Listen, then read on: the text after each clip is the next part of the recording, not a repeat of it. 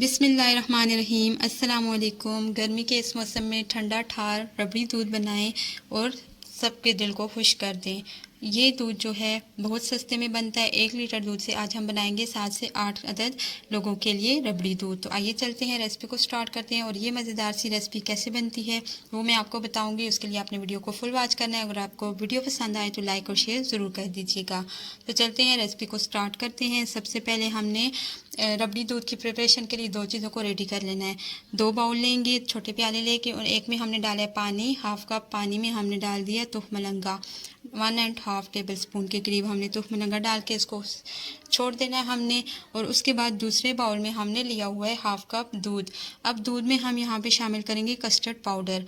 Custard powder आपने 4 table spoon बड़े वाले भर के डालने हैं। मैंने यहाँ पे 3 डाले हैं, लेकिन अच्छे से गाढ़ा करने के लिए हम यहाँ पे एक बाद में मैंने इसमें ऐड कर दिया था। 4 टेबल स्पून आपने कस्टर्ड पाउडर वनीला वाला ऐड करके इसको अच्छे से कर लेना है मिक्स।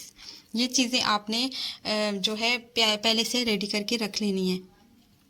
तो यहाँ पे कस्टर्ड पाउडर अच्छे से हम मिक्स कर लेंगे ताकि इसमें कोई भी लम्स वगैरह ना रहे। अब आते हैं, चूल्हे पे रखेंगे हम कढ़ाई को और उसमें डालेंगे हम चीनी। सबसे पहले यहाँ पे हमने चीनी ऐड करनी है, दूध अभी हम ऐड नहीं करेंगे। चीनी मैंने यहाँ पे ली हाफ कप चीनी लेके उसको हमने कैरामलाइज करना है। उसको आपने लो फ्लेम पे छोड़ देना है जब तक कि वो मेल्ट नहीं हो जाती। और यहाँ पे थोड़ी थोड़ी चीनी मेल्ट होना स्टार्ट हो गई है। बिल्कुल जब ये मेल्ट हो जाएगी, इसका कैरामल बन जाएगा, तो फिर हम इसको अच्छे से मिक्स करने के बाद इसमें दूध शामिल करेंगे। तो यहाँ पे जो लोग न्यू होते हैं वो परेशान हो जाते हैं कि कैरामल जो है वो जम जाता है जब दूध इसमें ऐड किया जाता है। तो लेकिन आपका कैरामल, जब आप इसमें दूध ऐड करेंगे, कैरामल आपका ज़रूर जमेगा, लेकिन तब तक जब तक कि दूध आपका बॉयल नहीं हो जाता, वो गर्म नहीं हो जाता। जैसे ही दूध गर्म होगा, उसमें बॉयल आएंगे, खुद ब खुद ये कैरामल जो है वो आपका मेल्ट होना स्टार्ट हो जाएगा।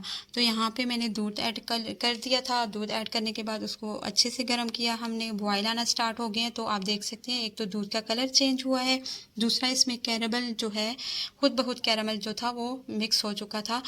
तो उसके बाद हमने यहाँ पे मीठा आपने चख लेना है। मैंने चेक किया था, बिल्कुल परफेक्ट मुझे मीठा लगा था, तो मैंने और चीनी इसमें ऐड नहीं की। अगर आपको कम लगे तो आप यहाँ पे चीनी थोड़ी सी ऐड कर सकते हैं, लेकिन मुझे ज़रूरत नहीं पड़ी, बिल्कुल परफेक्ट था जितना मैंने चीनी डाली थी उस हिसाब से। अब यहाँ पे दूध में बॉयल आए हैं। उसके बाद हमने इसमें कस्टर्ड पाउडर जो रेडी करके रखा हुआ था वो हम ऐड करेंगे। थोड़ा थोड़ा करके इसमें कस्टर्ड पाउडर आपने ऐड करते जाना है और इसको थिक होते हुए आपने साथ साथ चम्मच भी चलाते जाना है। अब यहाँ पे आप इसमें एक और चीज़ भी डाल सकते हैं, आप खोया भी इसमें ऐड कर सकते हैं, 200 से 250 ग्राम खोया, या फिर आप इसमें जो है ड्राई मिल्क को थोड़े से पानी में ऐड करके वो भी डाल सकते हैं। मैंने यहाँ पे 3 टेबलस्पून के करीब ड्राई मिल्क को थोड़े से पानी में ऐड करके वो इसमें यहाँ पे डाला था, लेकिन वो वीडियो जो है मुझसे नहीं बन सकी, स्किप हो चुका है वो क्लिप।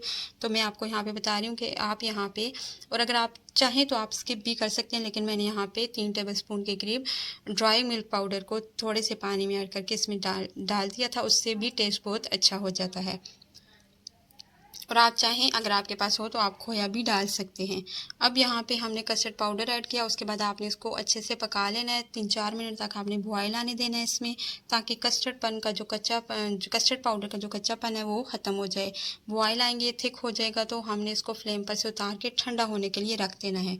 तब तक अब वो हमारा कस्टर्ड ठंडा होता है, उतनी देर में जो हमने तुखमलंगा के सीड जो थे वो भिगोए थे, तो आप देख सकते हैं यहाँ पे मैं आपको एक टिप बता दूँ, ये जम जाते हैं और सारा अगर हम डालेंगे तो एक दफ़ा में ही सारे डल जाते।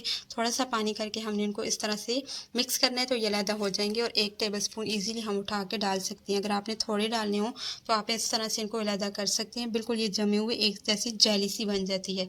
तो यहाँ पे अच्छे से ठंडा करने के बाद कस्टर्ड को मैंने फ्रिज में से निकाल लिया था। मैंने इसमें थोड़ी देर के लिए इसको फ्रीज़र में रख दिया था, ऊपर वाले बर्फ़ वाले खाने में, ताकि अच्छे से ठंडा हो जाए। इसमें हमने डाला है तुखमलंगा। उसके बाद ड्राई फ्रूट अपनी मर्ज़ी से कोई भी आप शामिल कर सकती हैं। मैंने यहाँ पे बादाम थोड़े मोटे मोटे काट के वो ऐड कर दिए। इनको अच्छे से मिक्स कर लेंगे।